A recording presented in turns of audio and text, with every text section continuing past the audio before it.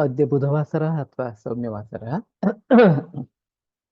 वैशाख शुद्ध अष्टमी दिनांक 15 मे 2024 पतंजल योग सूत्र मूकं करोति वाचालं पङ्गुं लङ्घयते गिरिं यत्कृपातमहं वन्दे परमानन्दमाधवम् अपि स्वशक्त्या तपसि प्रवर्तसे शरीरमाद्यं खलु धर्मसाधनं कनिष्ठिकाधिष्ठितकालिदासो यदुक्तवान् तत् अहमत्र वक्ष्ये उद्दिष्टमायुर्वेदस्य स्वस्थस्य स्वास्थ्यरक्षणम् आतुरे रोगमुक्तिश्च द्वयमेतत् प्रयुज्यते योगशास्त्रेऽधुना किन्तु न तत्त्वस्य प्रयोजनं द्वयोर्मोक्षप्राप्तिः स्यात् योगो मोक्षप्रवर्तकः स्वास्थ्यं च रोगमुक्तिश्च मोक्षप्राप्तिस्तथैव च सम्यगध्ययनेनैव आयुर्योगस्य तद्भवेत्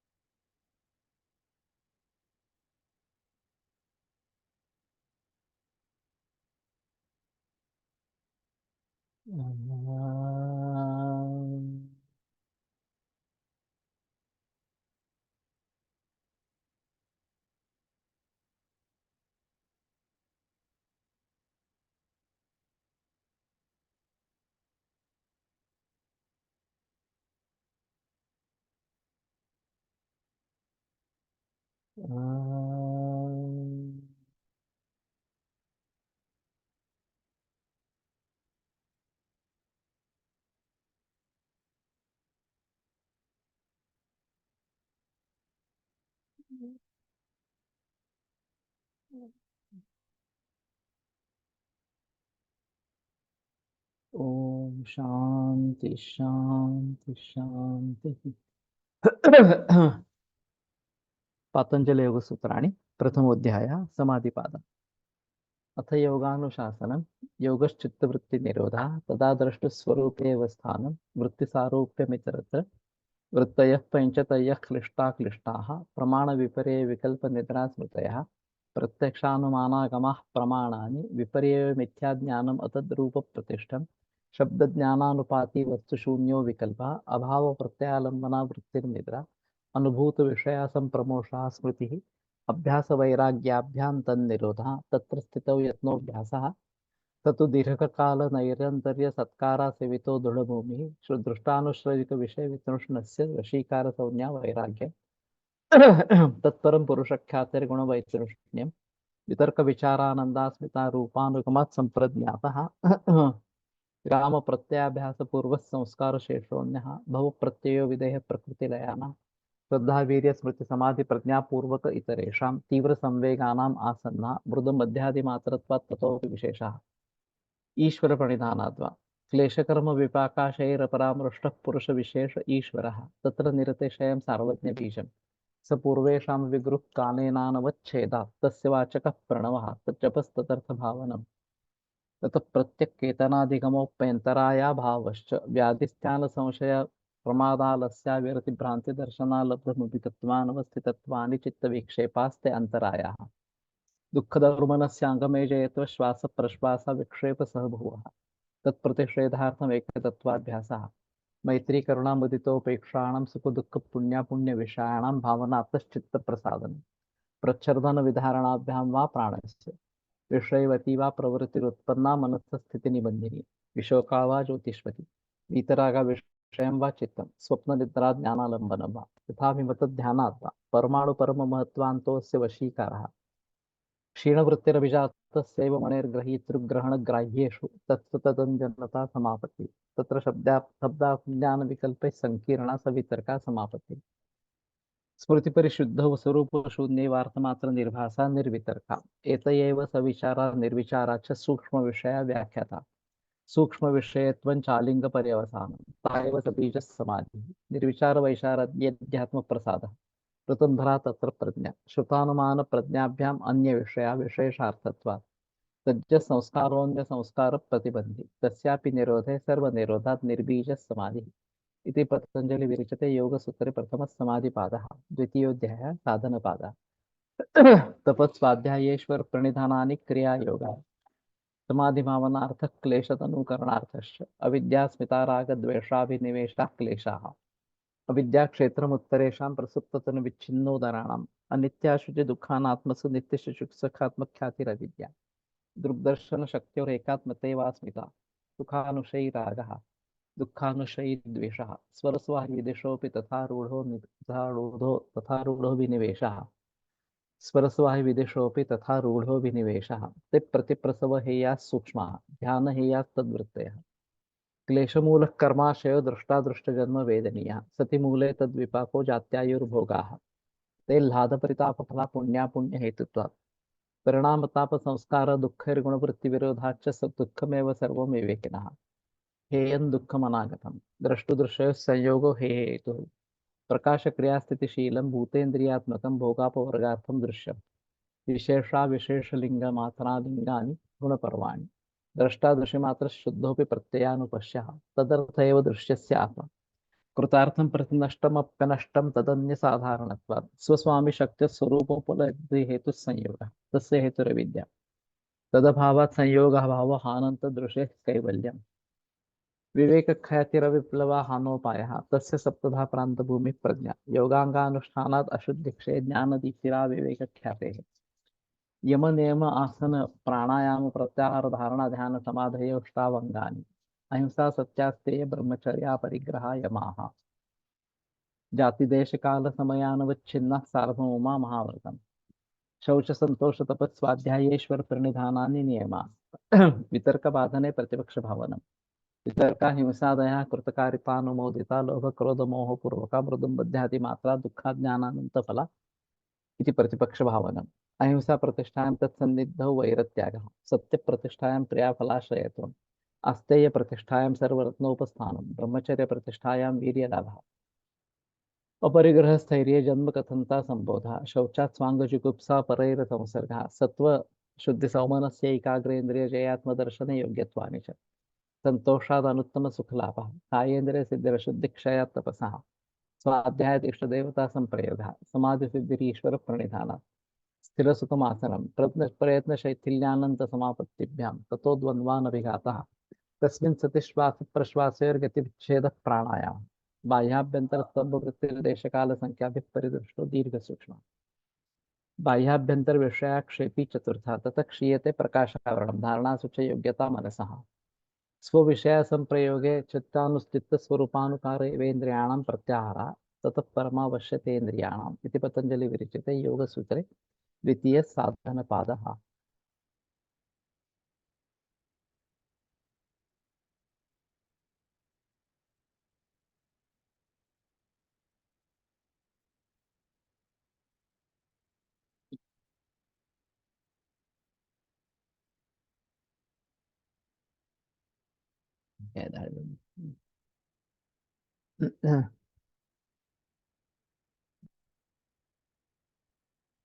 तो उपद्रव जो है इसमें उत्पन्न होने वाले वो एकाग्रता से दूर हो जाए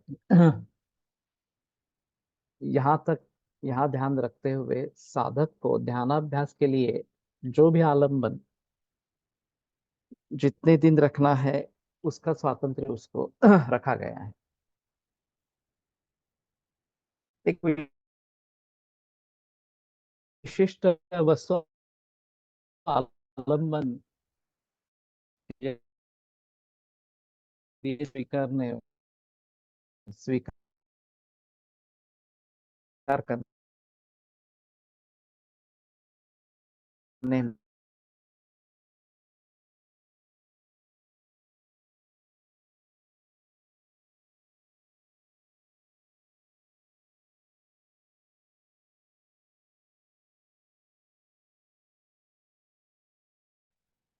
जिसने सन्यासार के शिष्य को श्रवणादिकर्म चालू है तो पूर्वाश्रम में जो उसकी प्यारी भैंस थी उसका स्मरण बार बार होता है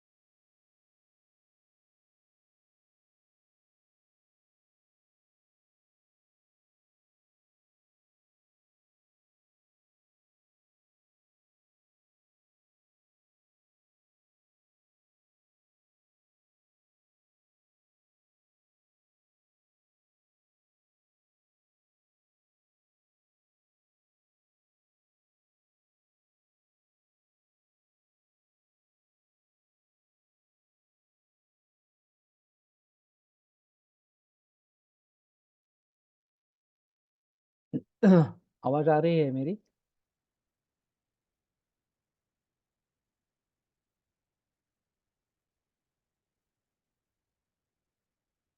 मेरी आवाज आ रही है?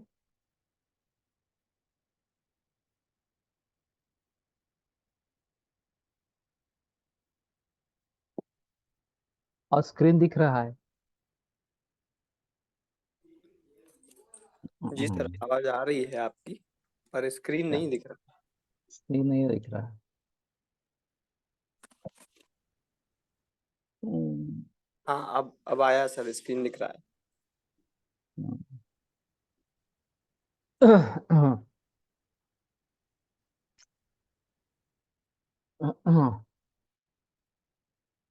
तो यहाँ भैंस को ही आलम्बन बना दिया। और उसके यहाँ जो प्रज्ञान है वही ब्रह्म है, इस प्रकार से।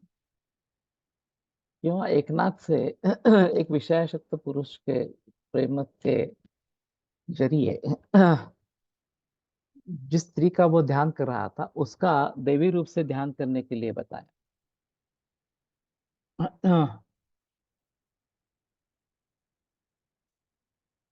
इस प्रकार की आख्यायिकाएं हैं। इनका रहस्य इन सूत्र में बताया गया है। कहने का तात्पर्य अर्थ है कि जिस आलंबन पर अपना चित्त स्थिर हो सकता है उसी आलंबन को पकड़ो और चित्त स्थिर करने की कोशिश करो, ये यहाँ पे बताया गया है। तो चाहे भैंस हो चाहे कोई स्त्री हो तो भी चलेगा इस प्रकार से।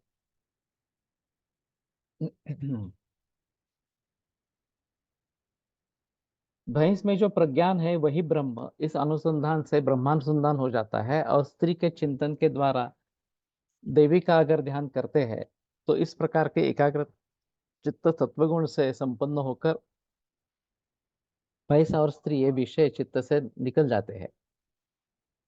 ऐसा होने के जरिए साधक को जिस किसी वस्तु के ध्यान से उसके मन को प्रसन्नता लगे उस वस्तु का ध्यान उसने उसे करना चाहिए। ये सामान्य विधान इस प्रकार में इसमें क्या है। इस प्रकार से ईश्वर आराधना न करते हुए भी केवल योगाभ्यास के सहायता से व्याधि आदि जो नौ चित्त विक्षेप और उनके सहभागी जो दुखादि पाप उपद्रव, इनका निरसन किन साधनों से करना है ये बताने के लिए 32वें सूत्र में तत्प्रतिषेधार्थम एक तत्वाभ्यास ये सामान्य विधान किया है।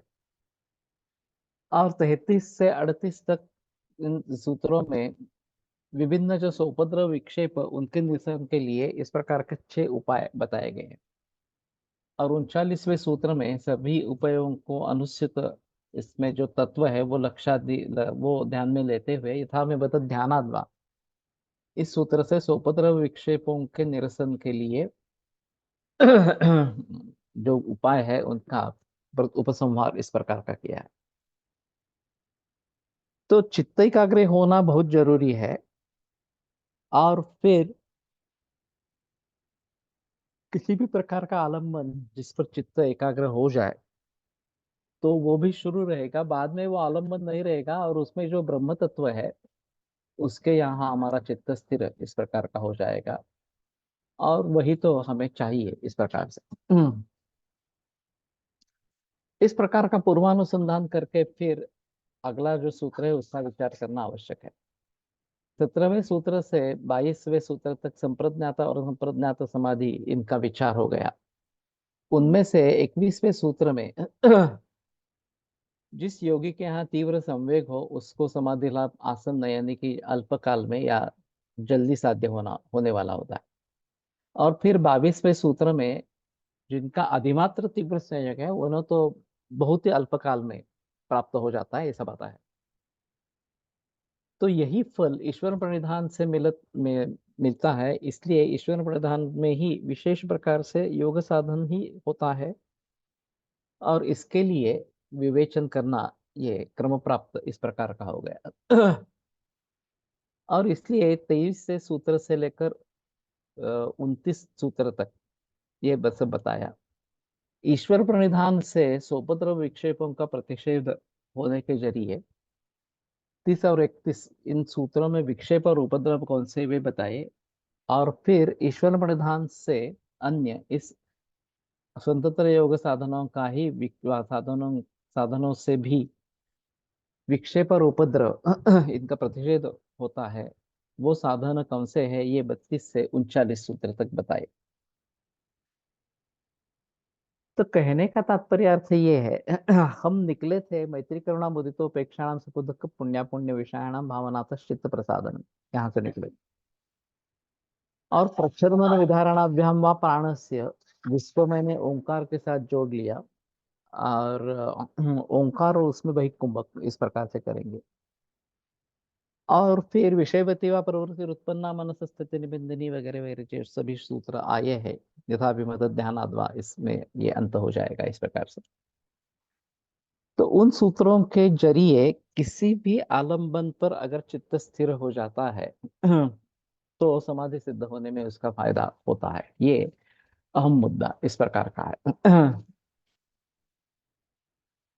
और फिर जिसको ये तीव्र संवेग हो जाता है उसको जल्दी समाधि सिद्ध होता है, जिसको धीमे गति से होता है उसको धीमे गति से होगा, इतना यहाँ पे बताने का प्रयास है।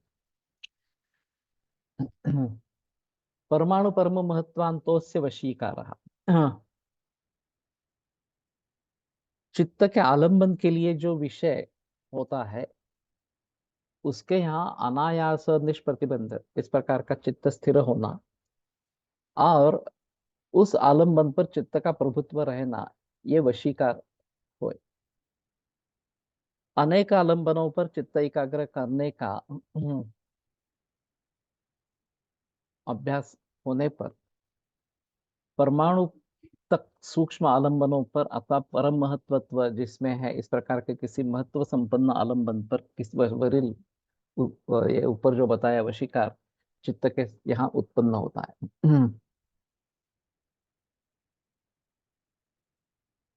परमाणु परम महत्वांतोस्य वशीकार। पिछले वशीकार संज्ञा वैराग्यम इस प्रकार का बताया था, वैराग्य के बारे में जो बातें बताई गई है। तो वैराग्य के बारे में बात करते हुए वशीकार संज्ञा वैराग्यम इस प्रकार की बात कही थी। तो वशीकार क्या है? तो आलंबन के लिए जो विषय लिया है वहां बगैर कोई ज्यादा आयास से या अनायास इस प्रकार से और कोई भी रुकावट के बिना चित्त का स्थिर होना, और उस आलंबन पर चित्र का प्रभुत्व रहना, ये वशीकार इस प्रकार का है। ये हमारे वश में हो गया, इस प्रकार की जैसी स्थिति है। जैसे कि मन में विचार आया, ये जो संप्रज्ञात समाधि की सविचार इस प्रकार की अवस्था है, तो वहां पे चित्त स्थिर होने लगा, आलंबन की भी आवश्यकता नहीं रही इस प्रकार से। तो परमाणु तक सूक्ष्म आलंबन और परम महत्व इस प्रकार के आलंबन, दोनों प्रकार से आलंबनों पर ये चित्त स्थिर होने लगता है, और ये वशीकार उसको कहते हैं इस प्रकार से। वशीकार जब तक अभ्यास नया होता है तब तक किसी भी आलंबन पर चित्त स्थिर होना मुश्किल होता है, लेकिन अभी तक जो चित्त स्थैर्य के लिए जो बताए उपाय बताए हैं, उनका बार बार अवलंब करने से चित्त का एकाग्र करने का अभ्यास दृढ़ भूमिकत्व को पहुंचता है, और अत्यंत सूक्ष्म या स्थूल इस प्रकार के किसी भी आलंबन पर चित्त अनायास और किसी भी प्रतिबंध के बिना किसी भी अंतराय के बिना स्थिर होने लगता है। ये चित्त का वशीकार इस प्रकार का है। तो पिछले 15वें सूत्र में वशीकार संज्ञा का वैराग्य बताया गया है। इस सूत्र में वशीकार का पूर्व रूप ये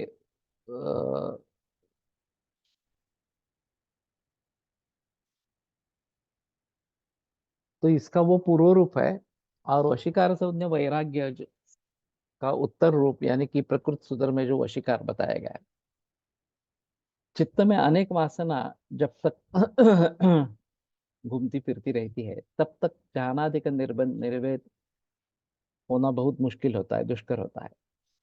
विषयों के बारे में चित्त में वैतृष्ण निर्माण होने पर वशीकार संज्ञा का वैराग्य निर्माण होता है। तो वहां पर वैतृष्ण्य निर्माण होना विषयों के बारे में, ये वशीकार संज्ञा का वैराग्य वहां पे बताया।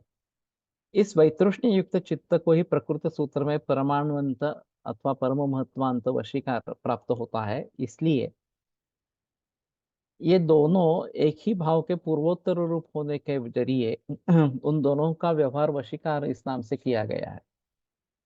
पहले वशीकार में चित्त विषय निवृत्त होने के जरिए साधक के स्वाधीन होता है। और ये स्वाधीन चित्त साधक अत्यंत सूक्ष्म अत्यंत सुस्थूल इस प्रकार के आलम्बन पर स्थिर कर सकता है। और फिर इस सूत्र में जो वशीकार बताया है वो उसको प्राप्त होता है। ये हम एक बार वो सूत्र देखेंगे, मुझे सूत्र का आरंभ नहीं आ रहा था, याद आ रहा था। दृष्टानुश्रविक श्रविक विषय वितृष्णस्य विषय वशीकार संज्ञा वैराग्यम। दृष्ट अनुश्रविक विषय वितृष्ण, तो जो देखा है जो सुना है इस प्रकार से विषयों के बारे में वितृष्ण होना ये वशीकार संज्ञा का वैराग्य है। और उसका अग्रिम स्वरूप जो है वो अभी जैसे इन्होंने बताया कि परमाणु परम महत्वांतो से वशीकार संज्ञा परमाणु से या परम महत्त्व से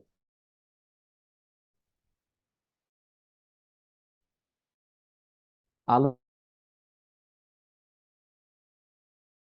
इस प्रकार के आलंबन तक चित्त स्थिर होना, विभिन्न प्रकार के आलंबन उपस्थित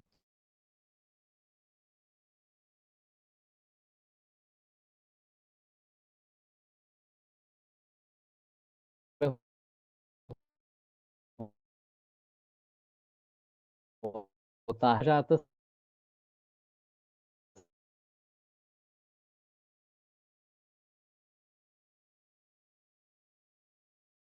से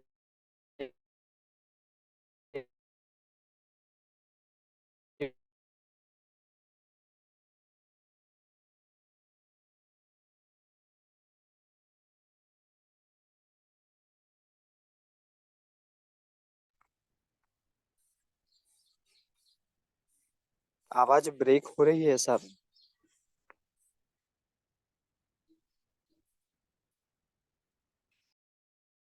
यानी कि स्थूल सूक्ष्म विषय इन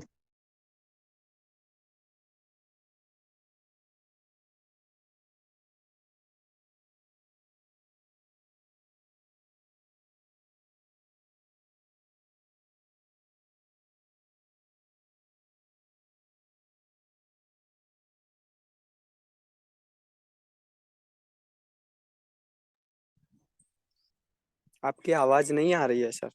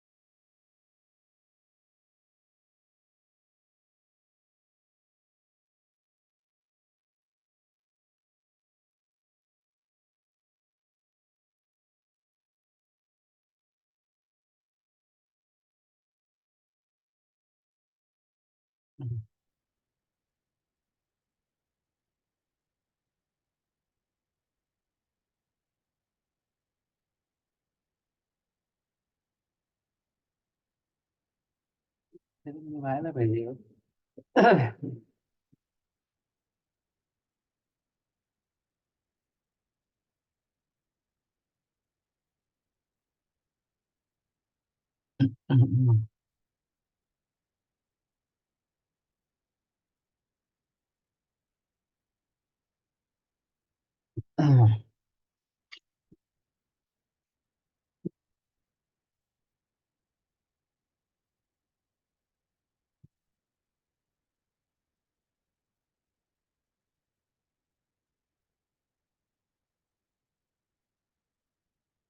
आवाज आ रही?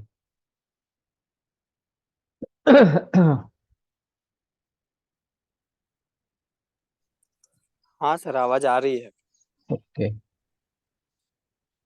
ये बार बार कनेक्शन क्यों चला जा रहा है पता नहीं।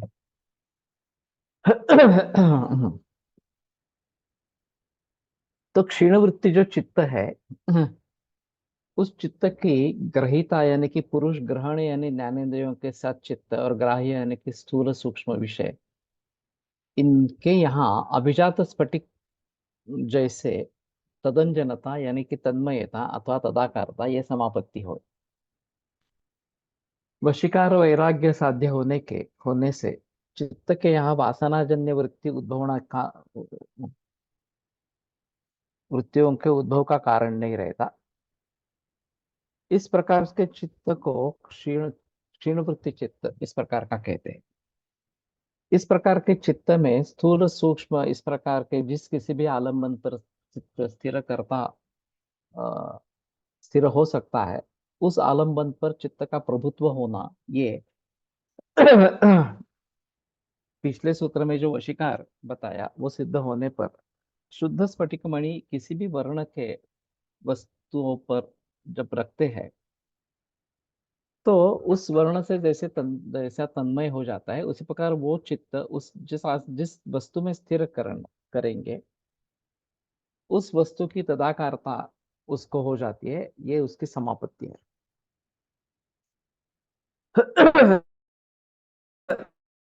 तो तदाकारता होना, ये समापत्ति कही जाती है। वैसे आसन में भी स्थिर सुखम आसनम प्रयत्न शैथिल्यानंत पद समापत्तिभ्याम इस प्रकार का बताया है, जो दूसरे पद में आया है। तो प्रयत्न शैथिल्य अनंत समापत्तिभ्याम, अनंत समापत्ति जो है उसमें मर्जिंग हो जाना, उसमें उसी प्रकार में लीन हो जाना, इस प्रकार की अवस्था है। तो जो भी आसन हम कर रहे हैं, चाहे वज्रासन हो, पद्मासन हो, वगैरह वगैरह, इस प्रकार से भुजंगासन हो, उस आसन में हमें उसमें एकरूपता हो जाना, ये बताया गया है। तो उसी प्रकार अगर कोई स्फटिक है और किसी वस्तु पर वो रखा गया, तो उस वस्तु का जो वर्ण है वो स्फटिक के द्वारा हमें दिखाई देता है। और जैसे कि वो स्फटिक उस रंग से रंगा जाता है इस प्रकार से, या उसका रंग उसको प्राप्त हो जाता है, स्फटिक को रंग प्राप्त हो जाता है। लेकिन वास्तव में स्फटिक को खुद का कुछ रंग नहीं है। वो जिस चीज के संपर्क में आएगा उसका रंग उसको प्राप्त हो जाएगा। वैसे ही ये जो ग्रहीता, हम्म, ग्रहितृ ग्रहण ग्राह्येषु, ग्रहीता जो है वो ग्रहण करने वाला, ग्रहण जो है वो इंद्रिय इस प्रकार का, और ग्राह्य जो है वो विषय इस प्रकार से। तत्व तदंजनता समापत्ति, जैसे इस स्फटिक में उस प्रकार की समापत्ति प्राप्त हो जाती है, वो जैसे कि उस रंग का बन जाता है इस प्रकार से। तो ये त्रिपुटी है, ज्ञाता ज्ञेय ज्ञान इस प्रकार की। और ये त्रिपुटी नहीं रहती, सब एक ही हो जाता है इस प्रकार से। तो इसके जरिए क्षीण वृत्ति चित्त, अगर क्षीण वृत्ति हो जाता है, तो ग्राह्य, ग्रहीता, ग्रहीता, ग्रहण और ग्राह्य, ये सब मर्ज हो जाते हैं इस प्रकार से। और ये समापत्ति इस प्रकार की बताई गई है, और ये समापत्ति के बारे में आगे फिर से आसन के बारे में बहस करेंगे इस प्रकार से। तो एक रूप होना, उससे एक रूप हो जाना, ये यहाँ पे अपेक्षित इस प्रकार का है। चित्त की वृत्ति की क्षीणता जिस स्तर पर है, उसके जरिए उस चित्त की समापत्ति उस स्थूल या स्थूल सूक्ष्म अवलंबन पर होती है। पिछले 17वें सूत्र में सवितर्क, सविचार, सानंद, सास्मित, ये जो संप्रतात्म समाधि के 4 प्रकार बताए हैं, वो चित्त के वृत्ति के क्षीणता के तारतम्य से होते रहते हैं। इन 4 प्रकारों में चित्त की समापत्ति किस प्रकार की होती है, ये इस सूत्र में स्पष्ट किया है।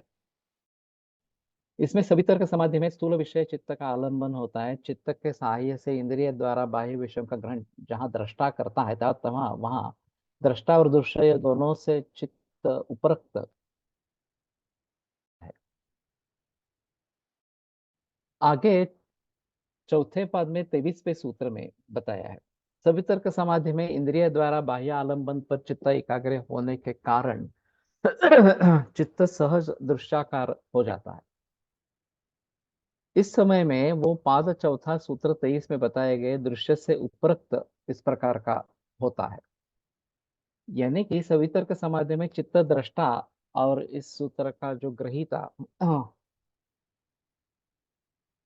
मन, इंद्रिय, यानी कि ग्रहण, और बाह्य विषय ग्राह्य, इन तीनों से, यानी कि ग्रहित, ग्रहण, ग्राह्य, इन तीनों से समापन्न होता रहता है। सविचार समाधि में चित्त में ग्रहित, ग्रहण, ग्राह्य, ये तीनों समापत्ति होती रहती है। क्योंकि वहां स्थूल बाह्य विषय यद्यपि नहीं होता है, तो भी जागृति अवस्था में जो विषयानुभव हुए, उनके संस्कार वहां पे होते हैं। पिछले 35वें सूत्र में विषयवती व प्रवृत्ति उत्पन्ना मनस स्थित निबिंदनी, ये बताई है। वहां स्थूल विषय नहीं होता है, बाह्य विषय नहीं होता है, तो ये सूक्ष्म संस्कार यही जागृत हो जाता है। इसलिए उसको विषय प्रवृत्ति विषयवती इस प्रकार का कहा गया है। यहाँ भी मुझे वैसे वहां भी चित्त ग्रहित और ग्राह्य ग्रहण उनसे समापन्न होता ही है। सानंद समाधि में ग्रहिता और ग्रहण यानी कि चित्त, ये दोनों ही होती है।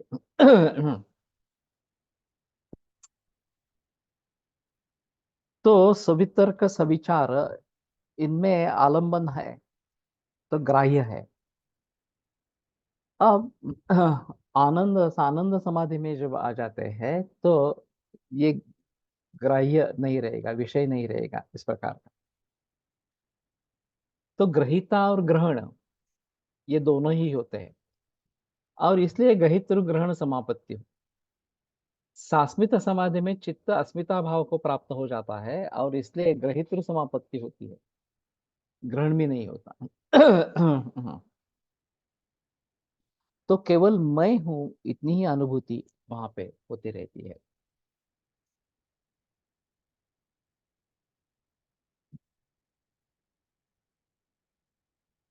एवंच बाह्य विषयों से चित्त समापन्न होना, यानी कि ग्राह्य समापत्ति, इंद्रिय तन्मात्र इनसे चित्त समापन्न होना, यानी कि ग्रहण समापत्ति, और पुरुषाकार चित्त होना, ये ग्रहित्र समापत्ति हो। अभ्यास करते समय प्रथम ग्राह्य, फिर ग्रहण, और फिर ग्रहिता, इनसे ये समापत्ति होती रहती है। और इस सूत्र में ग्रहित्र, ग्रहण, ग्राह्य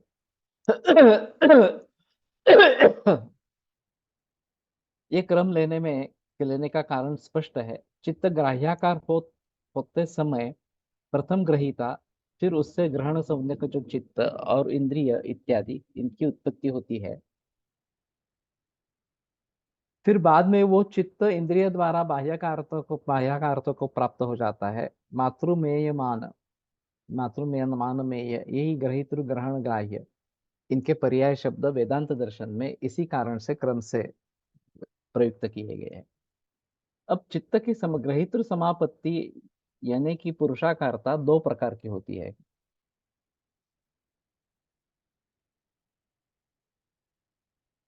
मैं कर्ता मैं भोक्ता इस प्रकार का जो विक्षेप अज्ञान काल में निर्माण होता है वो एक और मैं असंग हूं मैं साक्षी हूं इस प्रकार की जो कैवल्य साक्षात्कार के बाद वृत्ति होती है वो दूसरी। एवंच सवितर्क और सविचार समाधि में ग्राह्य समापत्ति, सानंद समाधि में ग्रहण समापत्ति, शाश्वत समाधि में और जीवन मुक्तावस्था में ग्रहित्र समापत्ति, ये समापत्ति के प्रकार है। काफी समझने में मुश्किल इस प्रकार की स्थिति है।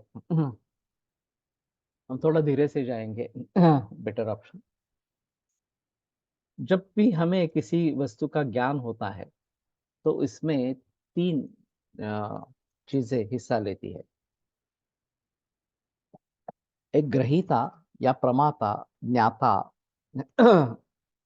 जो ज्ञान ग्रहण करने वाला है, ये एक। जिन इंद्रिय और मन के द्वारा और चित्त के द्वारा ज्ञान का ग्रहण होता है वो दूसरा, उसको ग्रहण कहते हैं। और जिस विषय का ज्ञान होता है वो ग्राह्य कहा जाता है। तो ये त्रिपुटी है, ग्रहीता, ग्रहण और ग्राह्य, इस प्रकार से।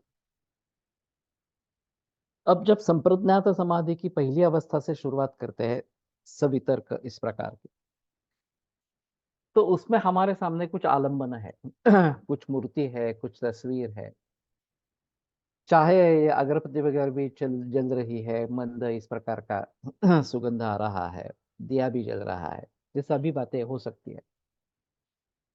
ऐसी स्थिति में ग्रहीता जो है उससे ये प्रक्रिया शुरू होती है, वो आलंबन पर चित्त स्थिर करने का प्रयास करता है और उसके लिए चित्त जो है या फिर इंद्रिय और मन, इनकी सहायता से, इनकी ग्रहण से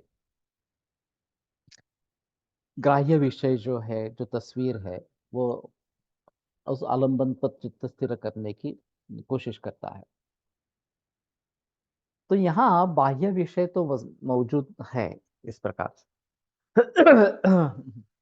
और इसलिए ये ग्राह्य समापत्ति इस प्रकार की है कि उसी में मर्ज हो जाना, कि जैसे मैं हूँ मूर्ति बन गया वगैरह वगैरह, इस प्रकार से कुछ निर्माण होना, ये उसमें इतना तल्लीन हो जाना उस मूर्ति में, उस तस्वीर में, कि मैं दूसरा कोई रहा ही नहीं, इस प्रकार से परिस्थिति उसमें हो सकती है। लेकिन फिर भी ये ग्राह्य समापत्ति।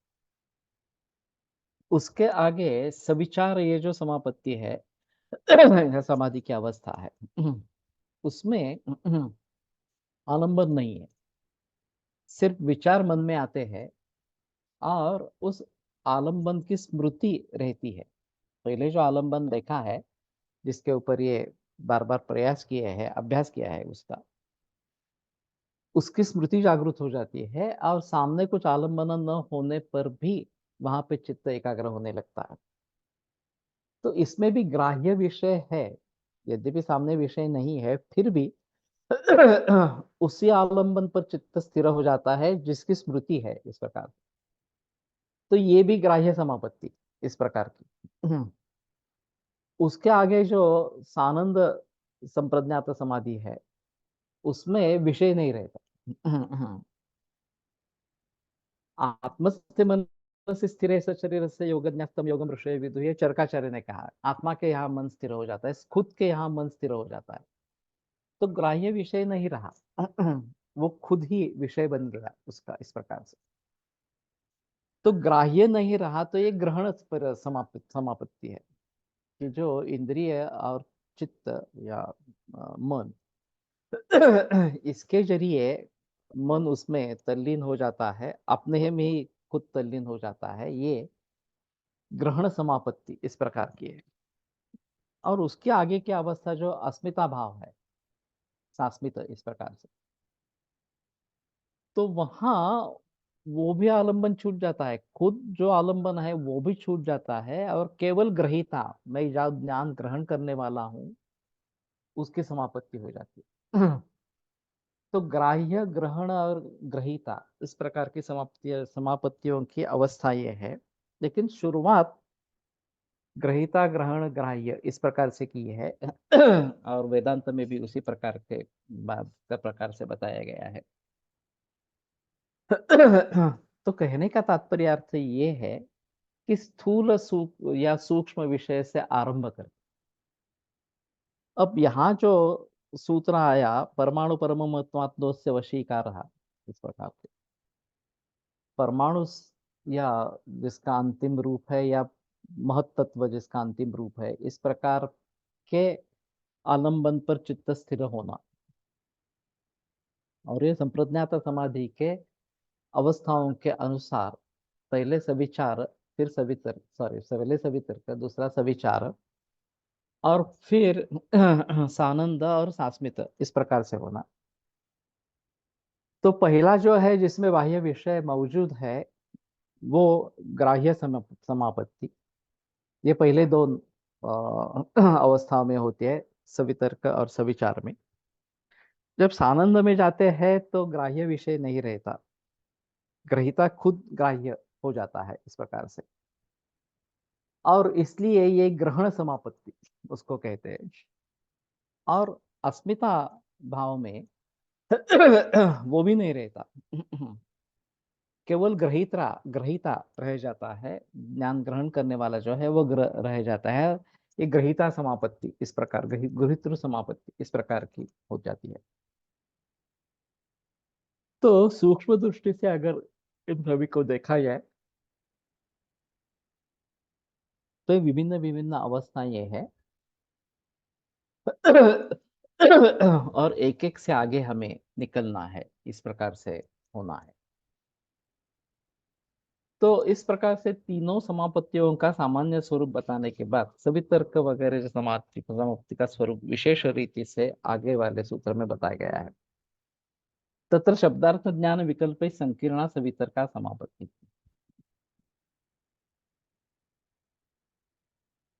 इस समापत्ति में सवितर्क समापत्ति, इसका ये पदार्थ का वाचक होने वाला शब्द, उस शब्द से वाच्य अर्थ, और उस अर्थ का चित्त में स्पूर्ण होने वाला ज्ञान, इन विकल्पों से संकीर्ण इस प्रकार की होती है।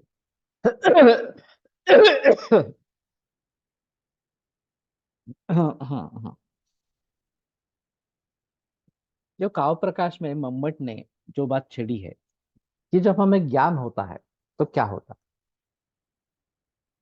ये गाय है, ये पेन है, ये घड़ी है, ये पुस्तक है वगैरह, इस प्रकार का ज्ञान हमें होता है। शुरू में ऐसा होता है कि कोई बुजुर्ग व्यक्ति हमें बताती है, जब बचपन में पिता या नाना नानी वगैरह हमें कहते हैं अरे ये तो पेन है, ये खाने की चीज है, वगैरह वगैरह इस प्रकार से। तो वो वस्तु और उसके बारे में जो उसकी संज्ञा, इनका जो एक परस्पर संबंध है वो हमारे मन में बैठ जाता है। फिर भी ये बताना मुश्किल होता है कि क्या समझने पर हमें उस वस्तु की ये संज्ञा है, ये ज्ञान हो जाता है। स्नात्नादिमत्वं गौर लक्षणम, सासना जिसको है वो गो है, गाय है। क्या हम सासना आदि को देखकर ये गाय है इस प्रकार का डिसाइड करते हैं? ऐसा तो नहीं है, ये बताते ये गाय है, हम समझ लेते हैं ये गाय है। फिर आगे चलकर यही गाय है, दूसरी कोई गाय नहीं है, ये समझने के लिए शासनादिमत्व वगैरह लक्षण उसको जोड़े जाते हैं। लेकिन शुरू में केवल ये गाय है इतना हमें समझ में आता है। अब बात ऐसी है, इनके जो सामान्य विशेष पदार्थ है वैशेषिकों के, नित्यम एकम अनेकानुगतम सामान्य, इस प्रकार के सामान्य की व्याख्या की गई। तो जो नित्य अनेकानुगत एक इस प्रकार की चीज है वो सामान्य। हमने एक गाय देखी, दूसरी देखी, तीसरी देखी, इस प्रकार से, और ये गाय है, ये गाय है, ये गाय है, इस प्रकार का हमें अनुभव हो गया, ज्ञान हो गया इस प्रकार से। तो एक्चुअली क्या होता है उस, तो वहां मानते हैं कि इन सभी में एक चीज नित्य है, अनुगत है, और वो है गोत्व। बगैर गोत्व के गाय का ज्ञान नहीं हो सकता। और इसलिए ये विशिष्ट ज्ञान है जिसमें गोत्व ये विशेषण इस प्रकार का है। तो गोत्व विशिष्टा गौ, गोत्व से विशिष्ट इस प्रकार की एक गौ है, इस प्रकार का ज्ञान हो जाता है। अब ये प्रक्रिया अंदर ही चलती रहती है। जब मैं किसी एक किताब है या पेन है वगैरह इस प्रकार की बातें सोचता हूँ या मुझे उनके बारे में ज्ञान हो जाता है, तो मेरे मन में उसका एक विशेषण जो सामान्य है इस प्रकार से वो बैठ जाता है इस प्रकार से। और फिर सिर्फ व्यक्ति का ज्ञान नहीं हो सकता, विशिष्ट ज्ञान ही होता है। इसलिए वहां पे सविकल्पक और निर्विकल्पक प्रत्यक्ष इस प्रकार का बताया गया है। निर्विकल्प का एक उदाहरण यथा इदं किंचित इस प्रकार का तर्क संग्रह में दिया गया है, लेकिन वो गलत बात है। निर्विकल्प का कोई उदाहरण नहीं रहता। निर्विकल्प का ये अनुमाननीय अवस्था है। मुझे अगर सविकल्प का ज्ञान हो गया है तो निश्चित रूप से मुझे उसमें जो विकल्प है, विशेषण उसका जो है, उसका ज्ञान होने के बगैर सविकल्प ज्ञान हो ही नहीं सकता।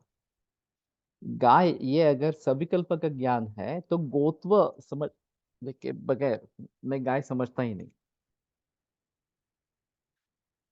तो वैशेषिकों ने ऐसा माना कि ये गोत्व वगैरह जो है, गोत्व अश्वत्व जो भी है, वो इसको एक तो लगा नहीं, वो सिर्फ उसी में है, बाकी किसी चीज में नहीं है। और इसलिए गोत्व विशिष्टा गौ, गोत्व से विशिष्ट इस प्रकार की ये गाय है, ये ज्ञान मुझे हो जाता है इस प्रकार। तो वैसे भी ये सविकल्पक जो अ, संप्रज्ञात समाधि इस प्रकार की है कि उसमें विशेषण और विशेष ये भाव रहते हैं, इसलिए उसको सविकल्पक इस प्रकार से कहते हैं। और मनमत का कहना है काव्य प्रकाश में कि हमें जो ज्ञान होता है विशिष्ट ज्ञान ही होता है। विशेषण का ज्ञान कैसे कब होगा ये पता नहीं चलता, गोत्व का ज्ञान कैसे होता है ये पता नहीं चलता, लेकिन गोत्व के ज्ञान के बिना गो का ज्ञान नहीं हो सकता इस प्रकार। इसलिए उसको सविकल्प समाधि इस प्रकार का कहा गया। तो इसमें जो तीन विकल्प यहाँ पे बता रहे हैं वो ग्राह्य विषय, ग्रहण करने वाला इंद्रिय और मन, और ग्रहिता जो ग्रहण कर रहा है, ये तीन विकल्प है। इन तीनों के बगैर सविकल्प समाधि नहीं होती है। तो विकल्प का मतलब यहाँ उसमें जो सम्मिलित भाव है, जैसे गोत्व विशिष्टा गौ, इसमें गोत्व एक सन्निविष्ट भाव है और गो एक भाव है।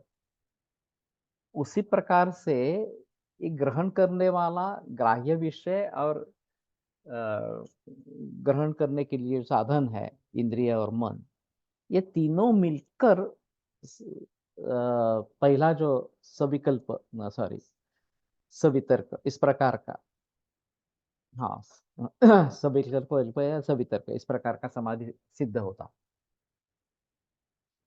उस समाधि से आगे चलकर जब सविचार में हम आ जाते हैं तो वास्तव में ग्राह्य विषय नहीं है, फिर भी मुझे इस चित्र का ज्ञान होता है, मुझे उस मूर्ति का ज्ञान होता है।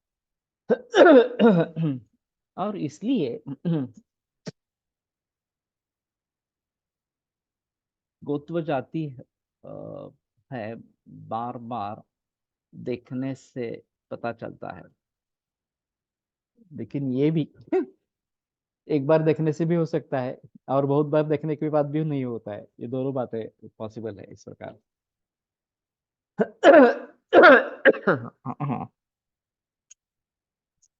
तो गोत्व विशिष्ट अयंगहु इस प्रकार का जो ज्ञान है वो हमें कैसे हो जाता है, ये काफी मुश्किल मामला है समझना इस प्रकार से।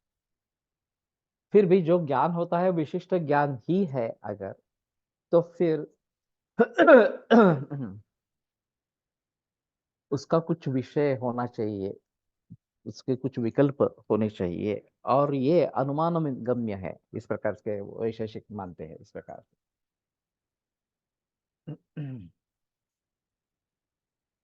तो पहले संप्रज्ञात समाधि में सविकल्प, इसमें आलंबन है, दूसरे में आलंबन नहीं है, केवल उसका स्मरण है। फिर भी आलंबन जैसा है, क्योंकि मुझे वो चीज दिख रही है, सामने नहीं है तो भी दिख रही है, इस प्रकार से। इसलिए ये दोनों समापत्तियां ग्राह्य समापत्तियां इस प्रकार की। अब आगे चलकर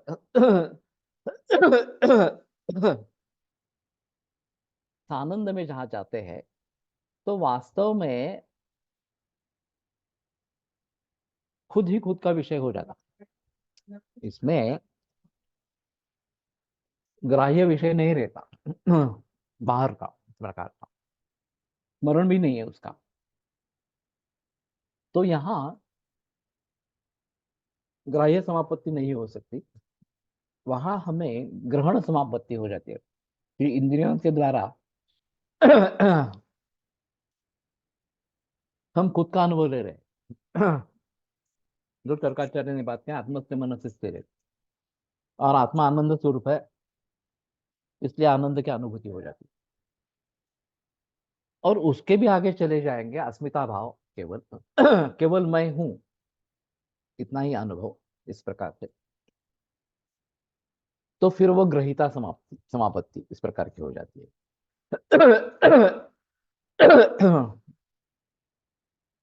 तो शब्दार्थ ज्ञान विकल्प ही संकीर्ण सवितर का समापत्ति। तो इस सूत्र को अगले बुधवार को लेकर आगे चलेंगे।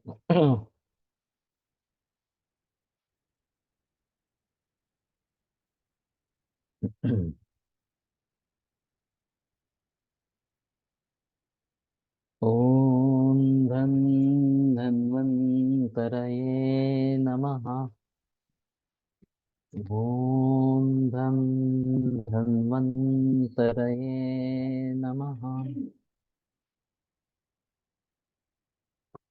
ओम धन धन्वन्तरये नमः।